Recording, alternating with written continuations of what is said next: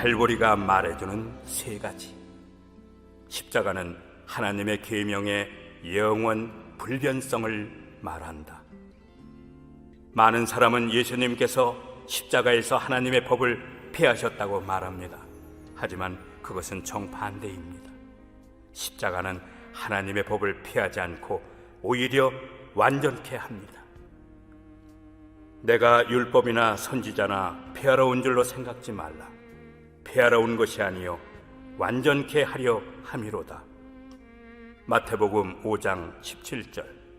의인의 길은 진리의 길이며 하나님께서 우리를 용서하시고 주의 보혈로 우리의 양심을 씻어주셨지만 우리에게 원하시는 원칙과 계명은 변함이 없다는 것을 먼저 이해해야 합니다.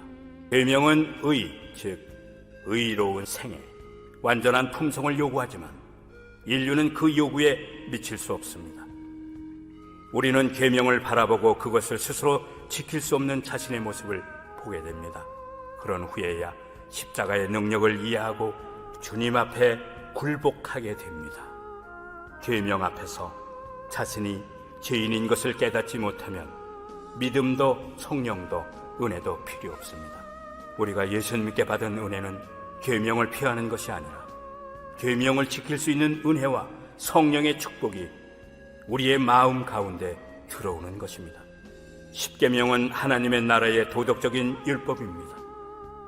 하나님의 법이 없으면 하나님 나라의 기초가 없어지는 것입니다.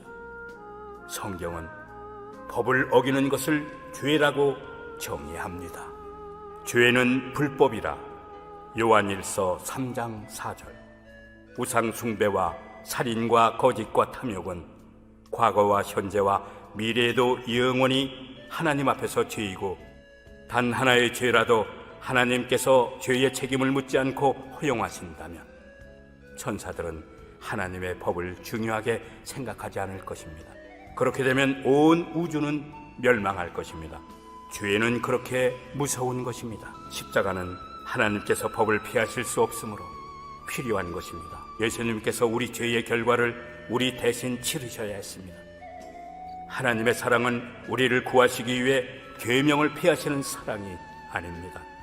범죄한 인류를 구원하시기 위하여 십자가에 돌아가시기까지 죄를 대신 질 것을 작정하신 사랑입니다. 그것은 우리로 계명을 지킬 의무에서 해방해 주기 위한 것이 아니라 계명을 지킬 수 있는 자로 만들기 위한 사랑입니다. 하나님의 사랑은 그분의 자비에 못지않게 그분의 공의에도 표현되어 있습니다. 공의는 그분 보좌의 기초석이며 그분의 사랑의 열매입니다. 의와 공기가 주의 보좌의 기초라. 인자함과 진실함이 주를 앞서 행하나이다. 시편 89편 14절. 그리스도께서는 당신의 생애와 죽음을 통하여 하나님의 공의는 그분의 자비를 손상시키지 않을 뿐 아니라 죄는 용서받을 수 있고 하나님의 율법은 의로우며 온전히 순종할 수 있다는 사실을 입증하셨습니다. 하나님께서는 인류에게 당신의 사랑의 명백한 증거를 주셨습니다. 예수님께서는 인간이 당할 수 있는 가장 잔악한 취급을 받으시며 갈보리까지 가셨습니다. 그것은 우리 영혼을 죽음에서 건져내기 위해서라면 갈보리의 끝까지라도 가겠다는 그분의 사랑이십니다. 예수님께서 창세 이전부터 인간이 혹시 타락하면 그 죄를 대신 지겠다고 결정하셨습니다. 그렇기에 주님은 십자가의 그늘 속에서 사셨습니다. 하나님의 법은 하나님만큼이나 거룩합니다. 그러므로 법을 만드신 여호와 하나님 중 한 분이 죄를 속하는 구세주가 되셔야 했습니다. 법을 어긴 책임을 대신 져줄 수 있는 자는 율법을 만드신 여호와 하나님밖에 없습니다. 그렇기에 하나님께서는 직접 인간이 되셔서 인간을 대신해 십자가에 달려 돌아가신 것입니다. 너희 안에 이 마음을 품으라. 곧 그리스도 예수의 마음이니 근본 하나님의 본체시나 하나님과 동등됨을 취할 것으로 여기지 아니하시고 오히려 자기를 비어 종의 형체를 가져 사람들과 같이 되었고 사람의 모양으로 나타나셨음에 자기를 낮추시고 죽기까지 복종하셨으니 곧 십자가에 죽으심이라. 빌립보서 2장 5절에서 8절. 우리가 예수님을 사랑할 이유는 너무나 많습니다. 그런데 하나님께서 왜 우리를 사랑하실까? 우리에게 사랑할 만한 모습이 있는가? 예수님을 십자가로 끌고 간, 그리고 십자가에 못 박은 야유하던 자들의 모습이 우리 모습입니다. 우리가 필요할 때만 십자가를 붙들었지. 우리가 주님을 대접할 일은 몇 번이나 있었는가? 우리의 죄 때문에 돌아가신 주님이신데 매일 우리는 죄를 짓고 살아가지 않는가? 그런 우리를 위해서 이 땅에 오셔서 죽기까지 자신을 낮추신 예수님의 사랑은 얼마나 크고 놀라운가? 하나님의 사랑이 우리에게 이렇게 나타난 바 되었으니 하나님이 자기의 독생자를 세상에 보내심은 저로 말미암아 우리를 살리려 하심이니라.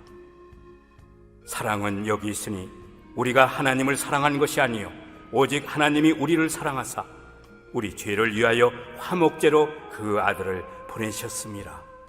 요한일서 4장 9절 10절. 믿음은 하나님의 사랑에 대한 우리의 반응입니다.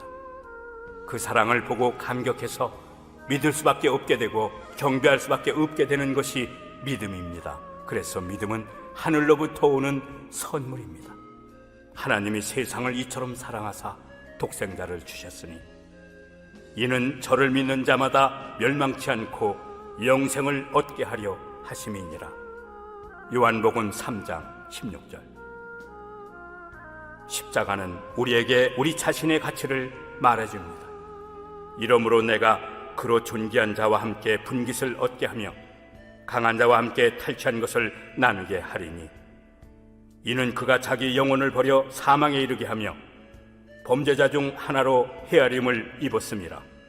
그러나 실상은 그가 많은 사람의 죄를 지며 범죄자를 위하여 기도하였느니라 하시니라.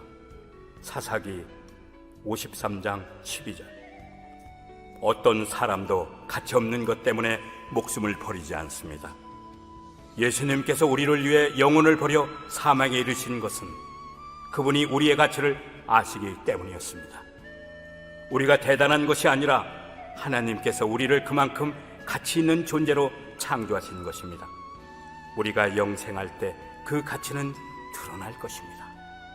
우리가 영원히 산다면 어떠한 사람으로 바뀌어 있을까요? 구원받은 한 사람은 이 땅의 모든 사람이 살았던 세월보다 오래 살 것이며 영원한 세월 동안 우리의 지력과 이해와 개념과 재능과 하나님에 대한 생각이 얼마나 발전할 것인가? 그것은 아마 하나님께서만 헤아리실 수 있을 것입니다.